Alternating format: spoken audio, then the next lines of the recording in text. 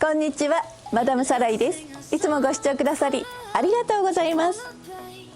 さて、今回は我が家の田舎暮らしでは必需品とも呼べるワイディングマシンプジョー208くんのお話をさせていただこうと思います。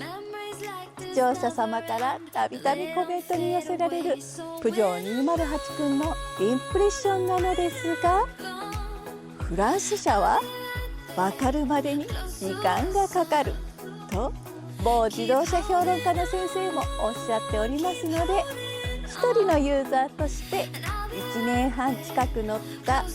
私なりのレビューを述べさせていただこうと思います。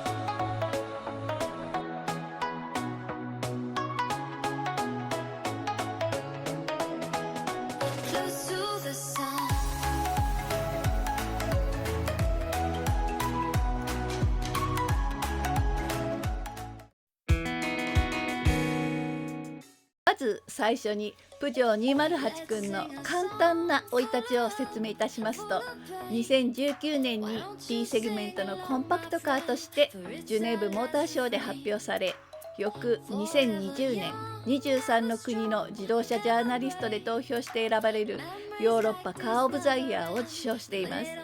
そして日本でもインポートカー・オブ・ザ・イヤーを受賞したのは嬉しい出来事でした。ちなみにその受賞理由は、高合成ボディとしなやかに動くサスペンションの組み合わせで実現したクラスを超えた上質な乗り心地と、ドライバーの意のままにライントレースするハンドリングが秀逸、フランス車らしい内外装の高いデザイン性と精巧な作り込みも魅力とのことです。それでは私が1年半乗ったこの208くんのレビューをお話ししていきますね。まずは一番の購入動機になったこのデザインです。存在感あふれる佇まいとでも申しましょうか。とにかく至る所スタイリッシュな造形美が感じられますし、テールランプ下の湾曲させたプレスラインなどは本当にこだわりを感じさせてくれます。この点は他のコンパクトカーとは明らかに一線を画しており、大きな駐車場でも一目で僕はここだよとアピールしてくれてますね。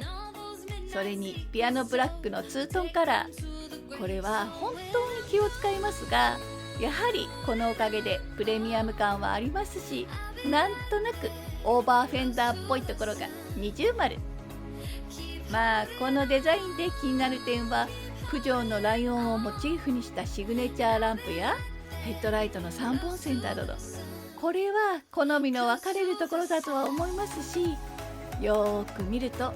塵が合ってないような箇所も少し見受けられます。しかし今の車はスマホなんかと同様に iPhone でも Android でもロゴマークを外したら商品はさほど変わらない、どれがどれだか同じように見えます。ですからおしゃれなデザインのプジョーを選びましたし、車をよく知らないお友達からもフランスの車はやっぱりおしゃれなんですねと言われると気分いいですよね。次は動力性能ですが、この208くんのエンジンは3気筒の 1.2 リットルピアテックターボエンジンを搭載しております。実はこのエンジン、インターナショナルエンジンオブザイヤーを4年連続受賞した素晴らしいエンジンの進化版なんです。120もの特許取得技術が盛り込まれ、燃料効率でも世界記録を打ち立てたエコなエンジンでもあるんですよ。スペックは最高出力100馬力、最大トルク205ニュートン、これをアイシンの8速オートマで駆動します。このエンジンのすごいところは一言で言って205ニュートンのトルクを1750回転で発生しているところだと思います。実用域でのトルクフルな走りは頼もしいくらいですし、街乗りから高速までフィーリングがとってもいいんですね。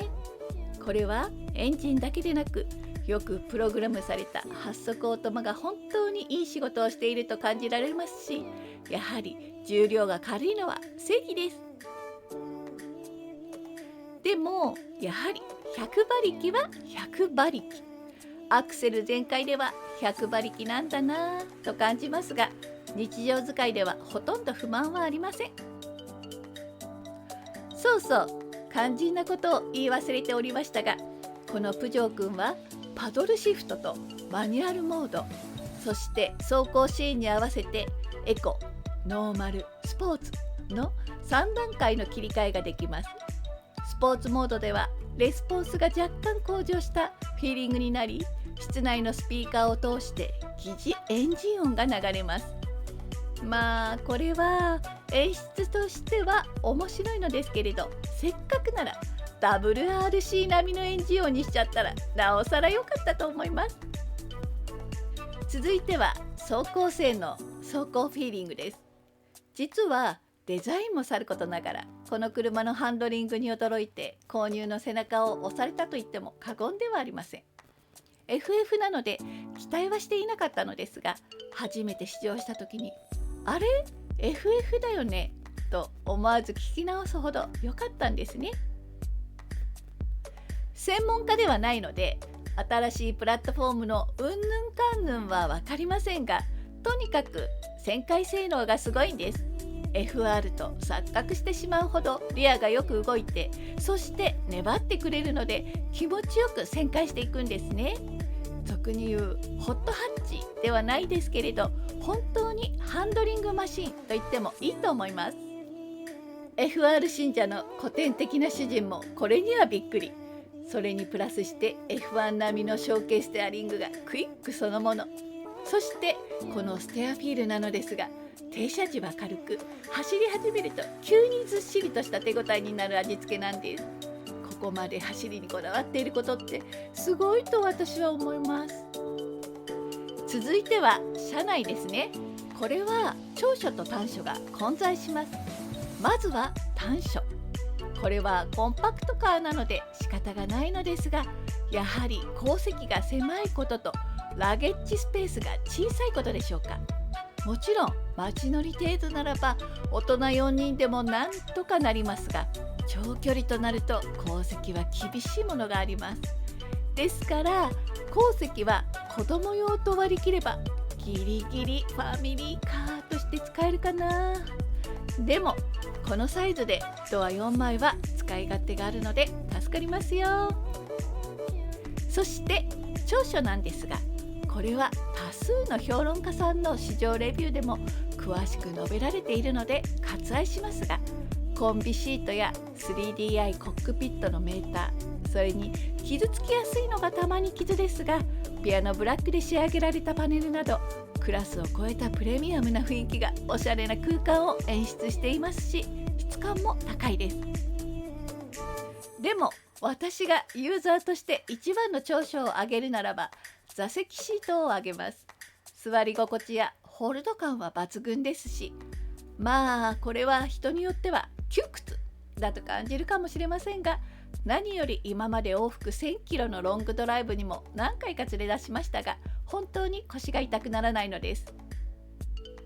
このシートはフォルシアというフランスのメーカーが作っています。実はこのフォルシアは自動車の座席サプライヤーとしては世界一のシェアを誇っています。フォルクスワーゲンやフォード、メルセデス、BMW、ルノー、日産、三菱アライアンスなど世界の主要な自動車メーカーが顧客なんですが、当然各メーカーからの要求に応えるべく日々研究開発が進められているそうなんですよ。実はこのフォルシア、大株主がプジョーなんですね。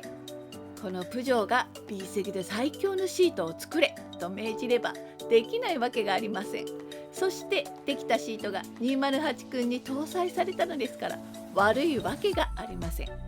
余談ですが、昔のカーエレクトロニクスで一命を馳せた日本企業のクラリオンも今はフォルシアクラリオンとして頑張っているそうです。そして皆さんが一番気にかかるであろう信頼性なのですが、これはさほど心配には及ばないと思います。我が家の208君は1年半で起こったトラブルがメーターが故郷のフランス語表記に戻ってしまったくらいで、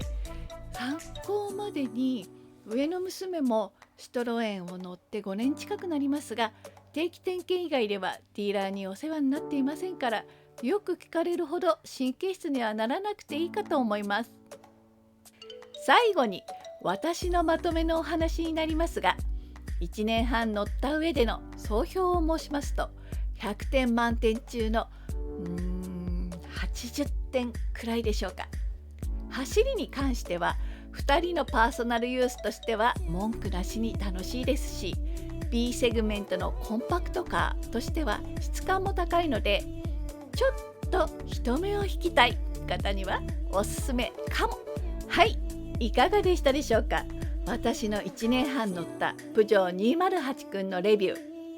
オイル交換の件は失礼しました。また改めて動画をアップしますね。この動画が少しでも参考になりましたら、グッドボタンで応援してくださると嬉しいです。コメントもお待ちしております。チャンネル登録よろしくお願いします。それではまたお会いしましょう。さようなら。